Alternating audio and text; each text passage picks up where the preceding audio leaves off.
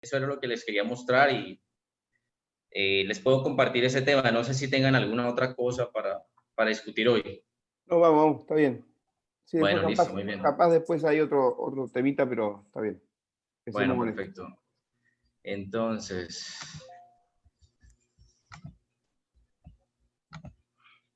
bueno, muy bien.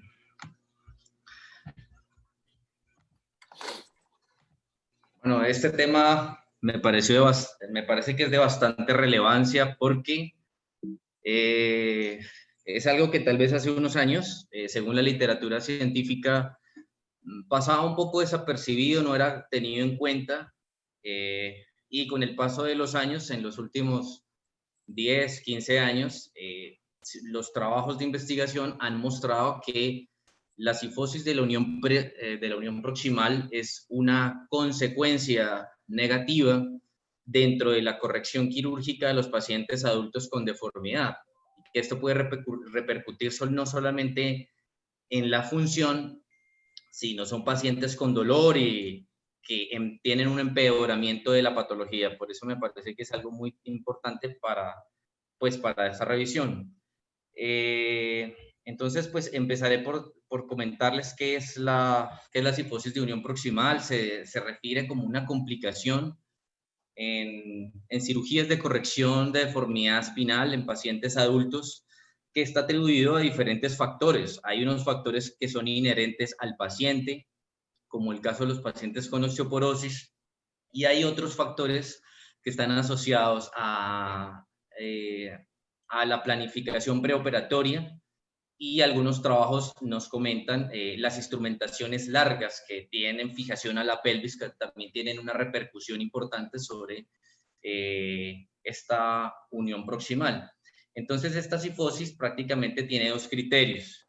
Viendo esta radiografía de la derecha, se define como una radiografía preoperatoria que tiene un COP, un ángulo de COP sagital más de 10 grados, pero la localización son estas tres vértebras. Se toma como referencia la vértebra superior instrumentada y las dos vértebras proximales, los dos niveles proximales a esa vértebra. Entonces, el conjunto de estas tres vértebras, el plato superior de la primera vértebra sobre el platillo inferior de la vértebra proximal instrumentada, nos va a marcar un ángulo sagital. Si ese ángulo es más de 10 grados, podemos hablar que ese paciente tiene una cifosis, o si en el seguimiento hay un aumento de 10 grados respecto a la medida prequirúrgica. Este paciente en el control tiene 30 grados y hizo un aumento de 16 grados. Entonces se cataloga dentro del grupo de la cifosis de la unión. Hay varias clasificaciones que se han descrito. Esta está la clasificación de Yagi, donde nos habla el tipo de cifosis dependiendo de la anatomía y de la morfología.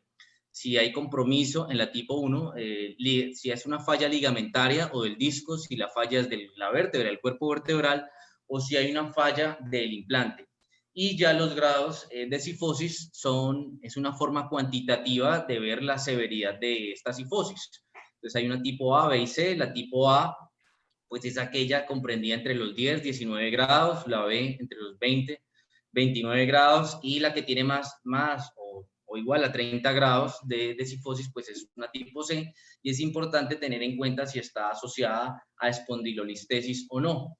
Y en la derecha vemos un puntaje, un score, que son bastante útiles y bastante frecuentes en patología de columna, donde se toman en cuenta el déficit neurológico, el dolor, la escala visual análoga, la instrumentación del paciente, y nuevamente se le da mucha relevancia a la vértebra proximal y a la vértebra distal instrumentadas durante la cirugía, y esto nos va a dar un puntaje y nos va a ayudar pues a la toma de decisiones. Entonces, para entender cuál es la forma de prevenir esta gran complicación, lo más importante antes de ir al tratamiento es entender cuáles son los factores de riesgo asociados.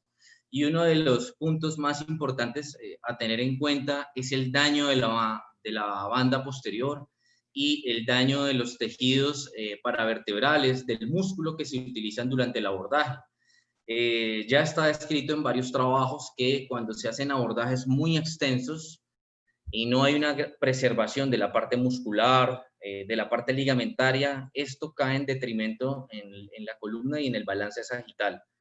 En los abordajes combinados, tanto la vía anterior sumada a la vía posterior, también favorecen la aparición de la complicación, y está discutido si la rigidez del constructo, si bien muchos trabajos hace unos años mencionan la rigidez del constructo, que está dada principalmente por el número de niveles instrumentados y la longitud. Ya los últimos trabajos, los más recientes, han mostrado que no es tan importante esta rigidez, sino más el balance de los tejidos blandos y la selección de las vértebras, tanto proximal como distal. Importante tener en cuenta la magnitud de la corrección, factores inherentes al paciente como enfermedades asociadas, enfermedades autoinmunes, degenerativas, el tabaquismo y la osteoporosis. La incidencia reportada ha sido el 22%, sin embargo, en trabajos del año pasado para acá, parece que esa incidencia ha aumentado un poco y ya se ha reportado hasta 36%. Entonces, ¿cuáles son las estrategias para evitar esta complicación? Lo primero es realizar una evaluación radiográfica adecuada de los pacientes con la medición correcta de todos los parámetros del balance sagital y el balance coronal, que pues en reuniones anteriores ya hemos visto la gran importancia de este parámetro. En este artículo publicado hace unos días, es un artículo donde nuevamente se le da la importancia a la medición de las unidades Hounsfield como predictor de cifosis en deformidad del adulto. Y esta medición de estas unidades es en la vértebra proximal. Entonces, en este estudio, es un estudio cohorte retrospectivo de 63 pacientes, vemos cómo ya la incidencia ha aumentado al 36.5%. Y definitivamente, teniendo en cuenta la aparición de osteoporosis, el diagnóstico prequirúrgico de los pacientes, esto nos va a ayudar a una mejor resolución del caso y a un mejor desenlace del paciente, evitando las complicaciones y pues teniendo en cuenta hoy en día los métodos que existen de aumentación para el tratamiento de la osteoporosis. Entonces existe una relación inversa entre las unidades Hounsfield.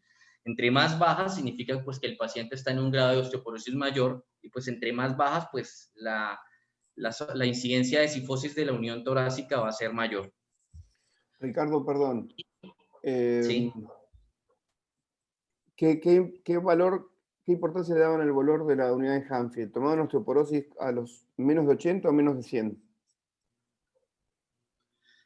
Las unidades, no, doctor, no dice exactamente la cuantificación, no, de las unidades, no. Creo que es uno de los fallos que hay en el trabajo. No está cuantificada, solamente mencionan la localización, la parte topográfica. Bien. Este otro trabajo, que es también un trabajo de este año, me pareció de bastante relevancia porque aquí se le da la importancia a la toma de la imagen radiográfica del perfil sagital, pero estando el paciente sentado.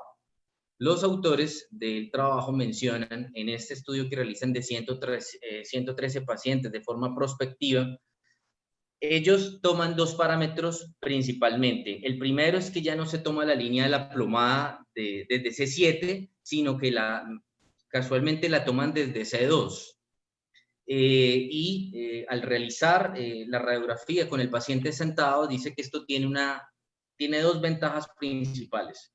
La primera es que evita a aquellos pacientes que tienen una simetría de los miembros inferiores, que esto pueda alterar la marcha o pueda alterar la posición de los parámetros sagital y coronal. Y lo segundo, que el paciente, el adulto mayor, reside la mayor parte de su vida sentado.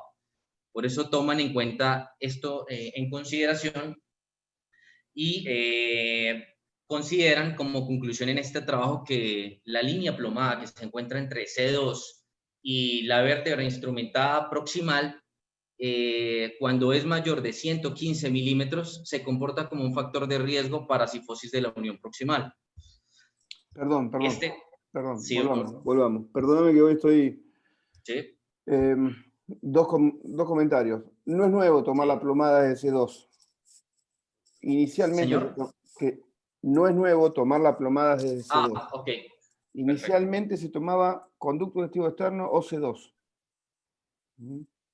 Luego bajamos a Muy C7. bien. Luego dejamos columna cervical. En realidad, si tomas el C7 estás obviando la compensación de la columna cervical en el equilibrio.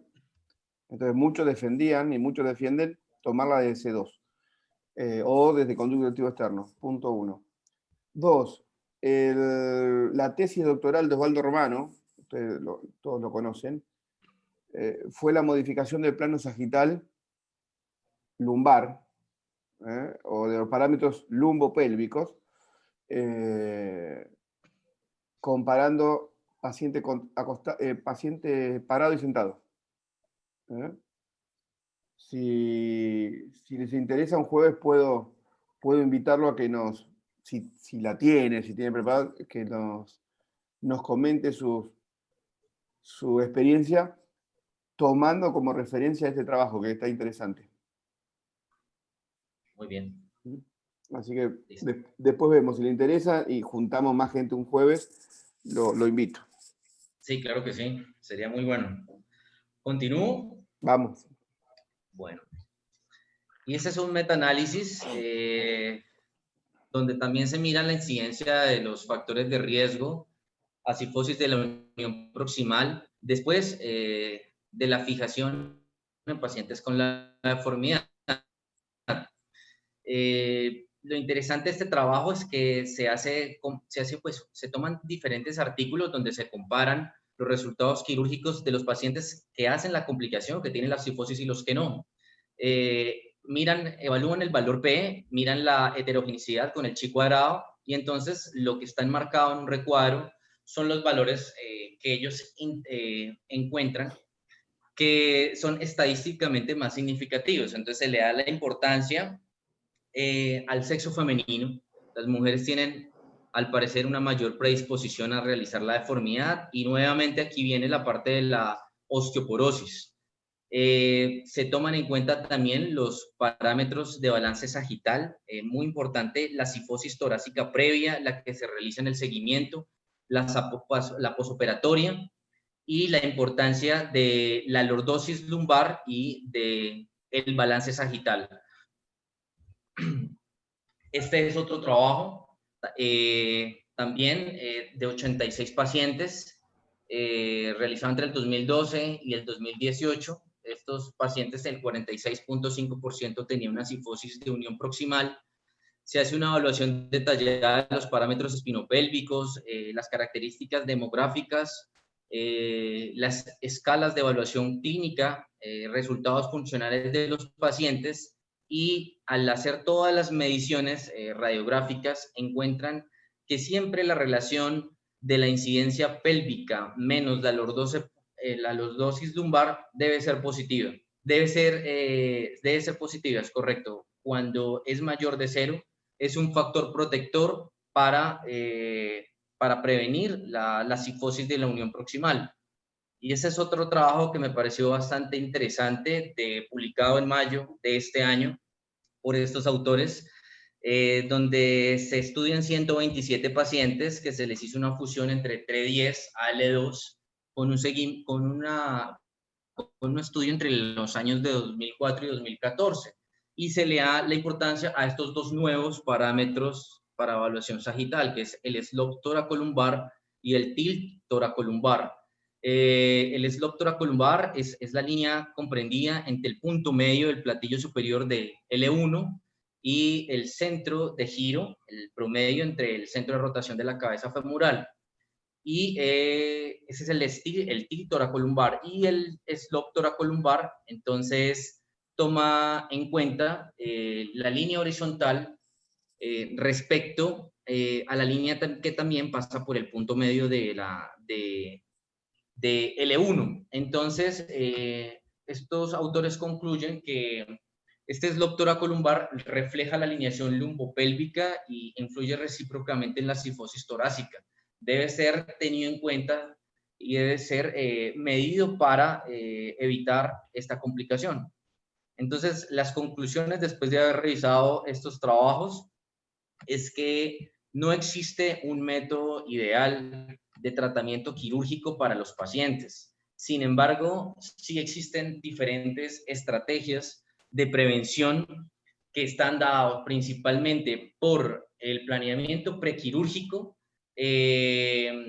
por la medición de las unidades Hounsfield en la vértebra superior instrumentada, esto con el fin de tener en cuenta los pacientes que tienen osteoporosis, los factores de riesgo que son inherentes al paciente, tener en cuenta que una de las conclusiones en estos trabajos actuales es que ya no se le da tanta importancia a la longitud del constructo y a la rigidez que antiguamente se consideraba, sino más bien al manejo de los tejidos blandos, al evitar el daño de la banda posterior y a la selección adecuada de la vértebra instrumentada.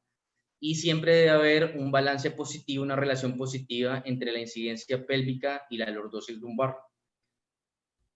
Eso es, vienen los comentarios entonces de ustedes. Bien, perfecto. Está bueno la actualización, Ricardo. No porque soy el más grande, sino porque soy el más memorioso.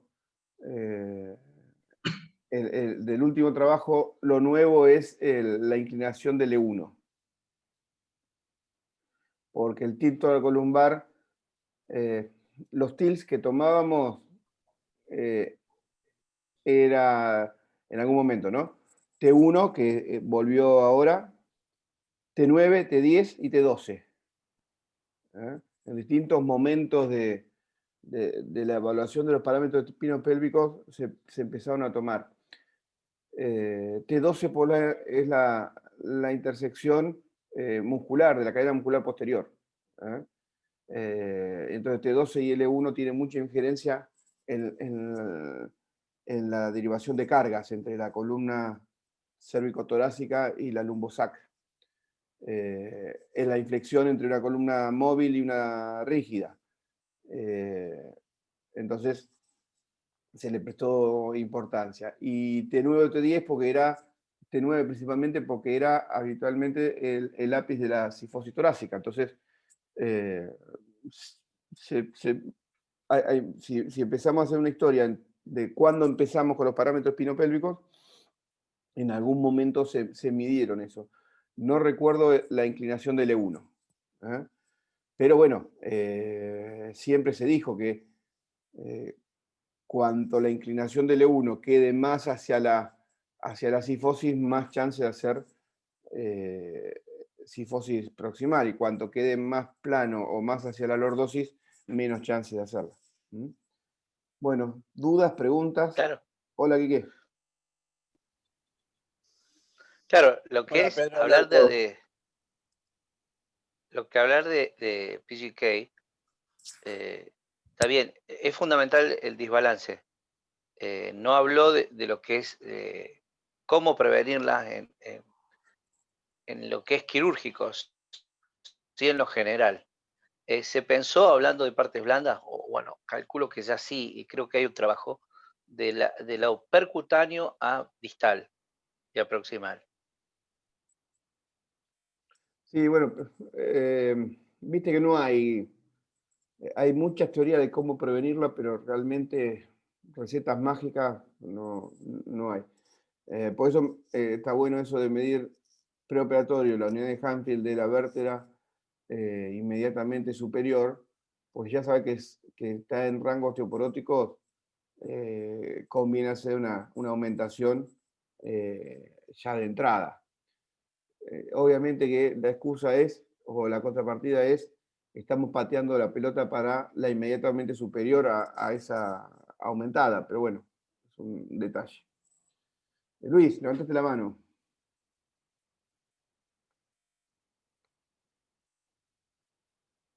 Sí, ¿cómo están? Buena charla.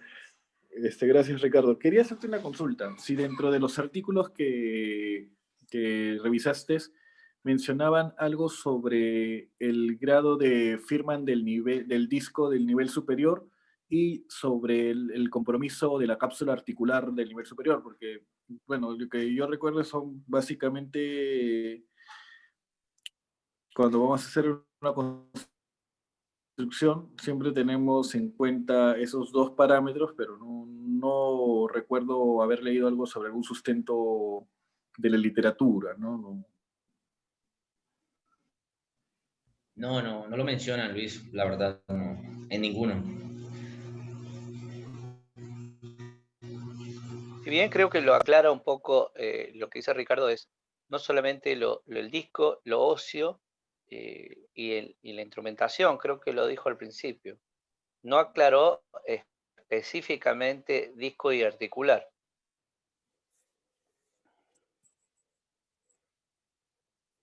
No, No sé si Luis es lo que... el tema acá que ya está, No, claro, lo que pasa es que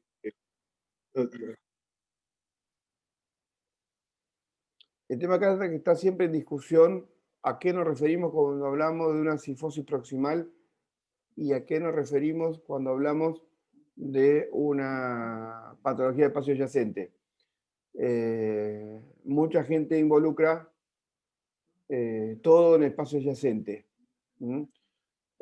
Y en realidad el desbalance de procedencia ósea, o sea que la causa está en el cuerpo por la osteoporosis, es PGK.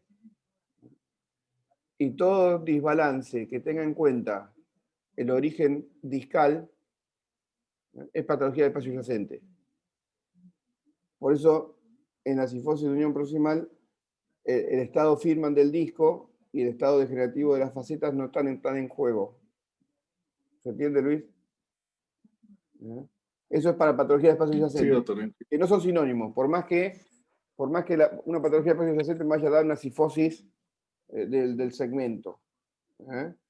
Cuando hablo de PGK hablo por una fractura, por eso una forma de resolver el PGK o de prevenirlo es la vertebroplastía del cuerpo inmediatamente superior.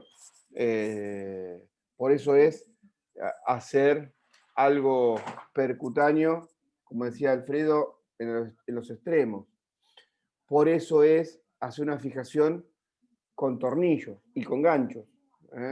O hacer una fijación dinámica, con barras dinámicas. Todo me está tratando de evitar la interfase entre algo rígido por la instrumentación sólida y el hueso que queda libre.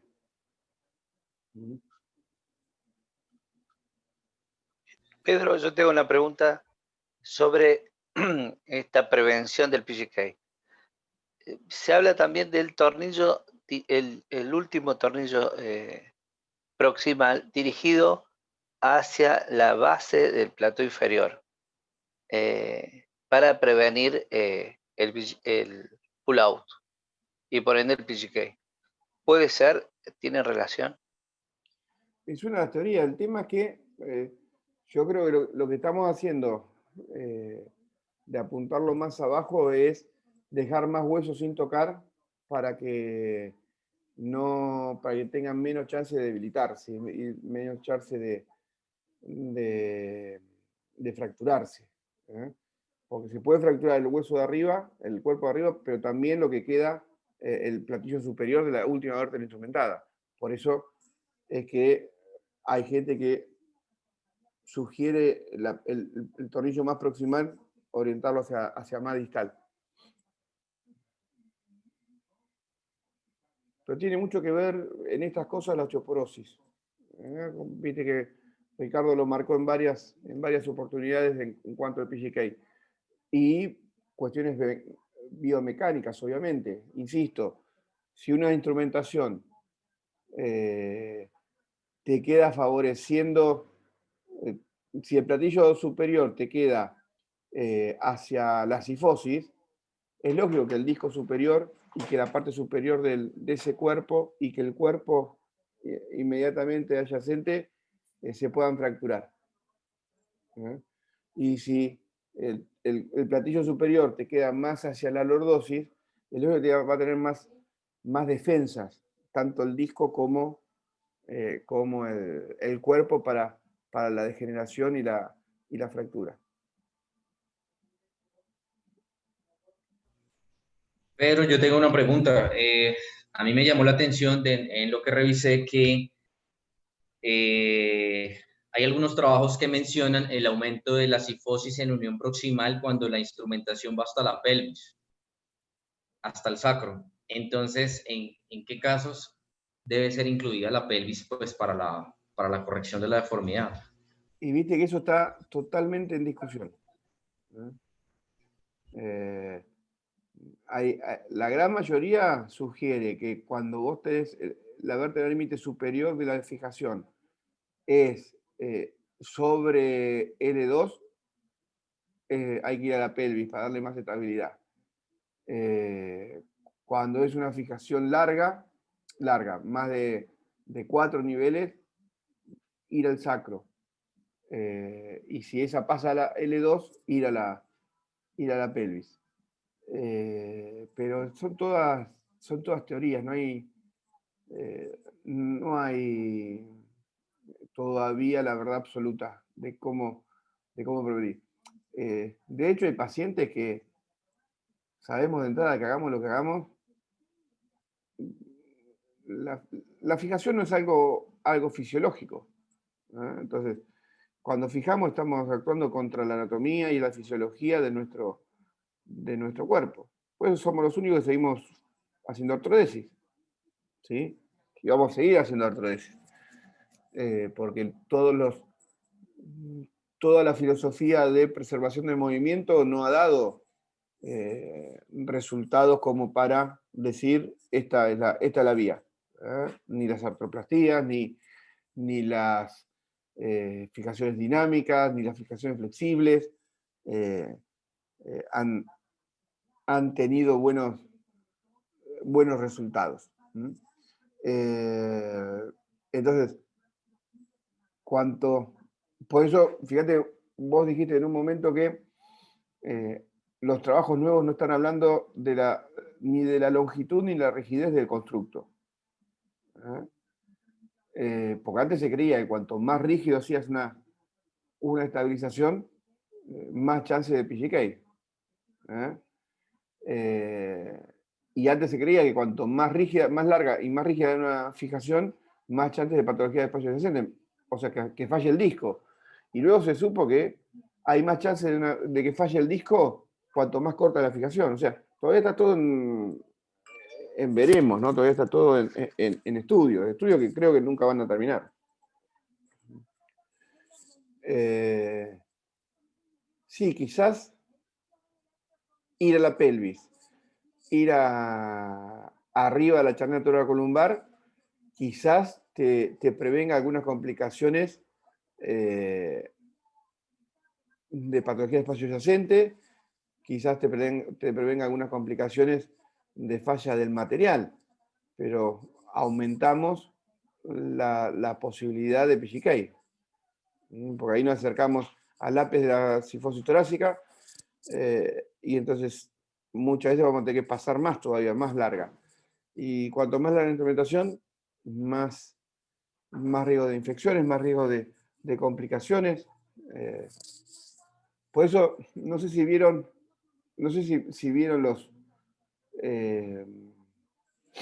las charlas del Congreso de la Asociación Argentina de Ortopedia, que se hizo este año, se hizo online.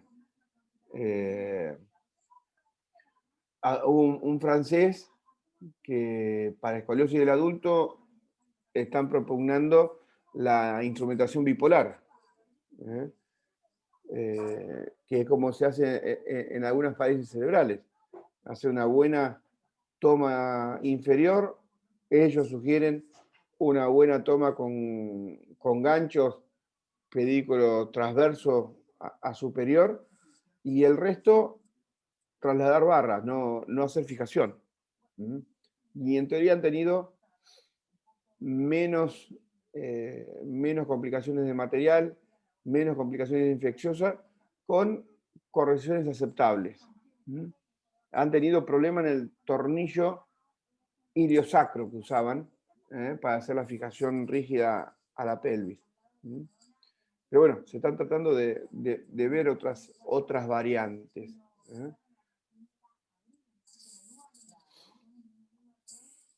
¿Qué más?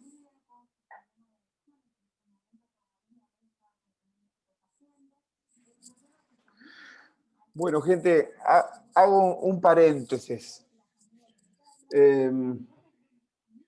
Junto con Alfredo, con Nico Ciccioli, con José Soria y con Richard Avero, presentamos para el Congreso, el Global Spanish Journal, el Congreso de AO del año que viene, que se hace en forma virtual y en forma presencial en París.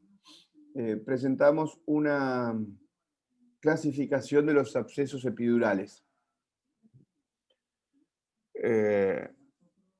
Que va un poco a contramano del PROLA que está de moda y que del Binsky y las demás clasificaciones que son de espondilodicitis, sino de abscesos epidurales. Ese trabajo fue aceptado a presentar, va a ser publicado en el journal, el Global. Entonces ahora queremos pasar a un segundo nivel, que es aumentar la reproductividad. No aumentar, perdón, la reproductividad, sino que evaluar la reproductividad en distintos estamentos del conocimiento de columna. Por eso ya hablé con Ale Rosa, que está hoy con nosotros, que está rotando, es residente de traumato del San Martín, que está rotando, y van a participar los residentes de ortopedia del San Martín.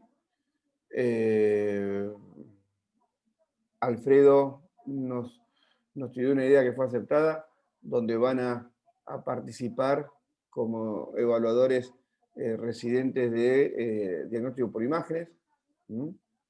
Así que bueno, la idea era invitarlos para que participen ustedes y sus residentes en una evaluación que va a ser primero una charla de obviamente, demostrarles que estamos evaluando y cómo, y luego, seguramente por YouTube o por alguna otra plataforma así, hacer la evaluación virtual de entre 15 y 20 casos. Así que el que quiera participar, y Julio, si querés invitar a tus compañeros. Claro que sí. ¿Cómo es el mecanismo y cuándo sería? No. Primero quiero saber con cuánto contamos. Luego le vamos de acá a 1 o 2 semanas, vamos a hacer una charla instructiva que van a poder ver y sacarse dudas. Y luego, en las semanas subsiguientes, vamos a hacer 2 o 3 evaluaciones para hacer un buen capa.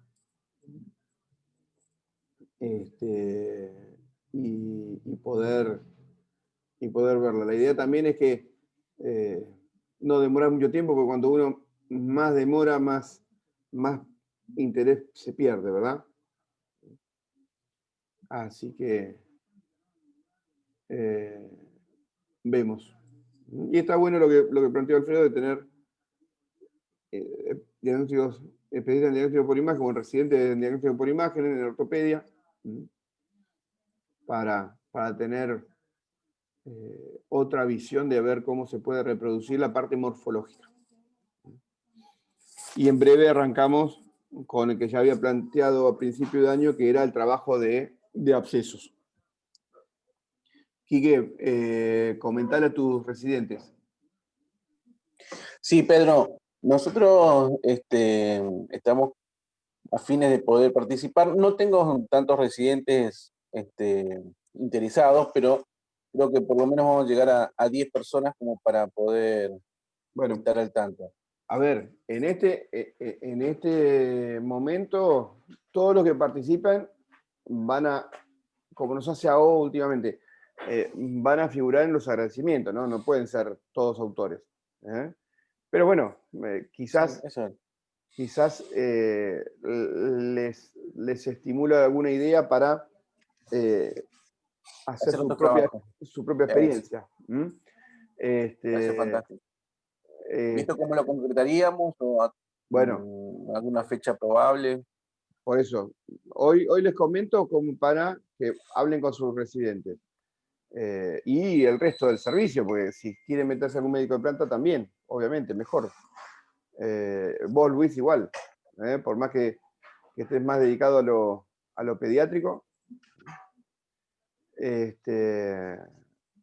Todo aquel que tenga ganas me manda un mail o me manda un mensaje con la lista de las personas que quieren participar como evaluador, con un mail para poder mandarle luego el link de evaluación. Y vemos. ¿Les parece? Sería la evaluación de la nueva clasificación. De la nueva clasificación.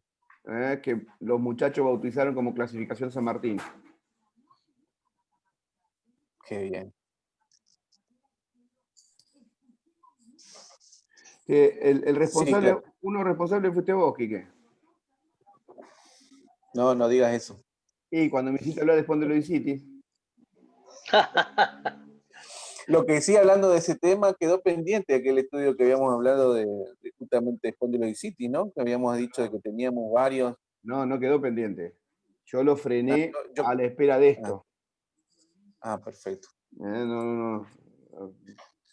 Alfredo me obligó a frenar a la espera de esto.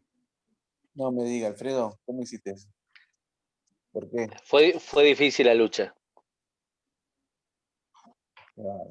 No, sí. Lo importante es poder participar y vamos a tener, por lo menos desde acá, gente interesada para poder participar y apoyar también. Así que ahí sí vas a participar como autor. Y la idea de ese trabajo, por eso lo frené, hablando en serio, por eso lo frené. Ese trabajo nos va a permitir conocer. Después van a ver, el absceso epidural lo clasificamos de acuerdo a la región, de acuerdo a la ubicación en el conducto, si está anterior, si está posterior, de acuerdo al compromiso del conducto y de acuerdo a la asociación. Si está asociado con una osteomielitis, con una espondilodicitis o con un absceso del psoas, vamos a suponer. Y entonces, como la clasificación es de absceso, vamos a ver, con este trabajo grande que planteamos a principio de año, vamos a ver los abscesos epidurales, en qué porcentaje son cervicales, cervicotorácicos, torácicos, toracolumbares, lumbares. ¿Sí? ¿Cuál es la frecuencia de ubicación? De acuerdo a la ubicación, la clínica. De acuerdo a la ubicación, la parte neurológica. Y luego va a haber parámetros clínicos de laboratorio a tener en cuenta para tratar también de evaluar patologías prevalentes que se asocian más frecuentemente con el absceso epidural. Y por último, obviamente, de acuerdo al absceso, de acuerdo al paciente, de acuerdo al cuadro neurológico, el tratamiento. Por eso se frenó ese trabajo, Quique. Bien, me parece interesantísimo. Yo tengo la experiencia de que les había comentado en un principio, a principio de año, que tenía muchos casos este año, no sé por qué, y siguen apareciendo casos, así que estoy recolectando los pacientes como para poder sumarlos. Por eso, Quique, te dije, guardalos y guardar la historia clínica para sacar datos. Genial. Bueno, gente, gracias a todos. Nos vemos pronto. Todo muy bueno. Listo, adiós. Chao, gracias. Chicos. Saludos.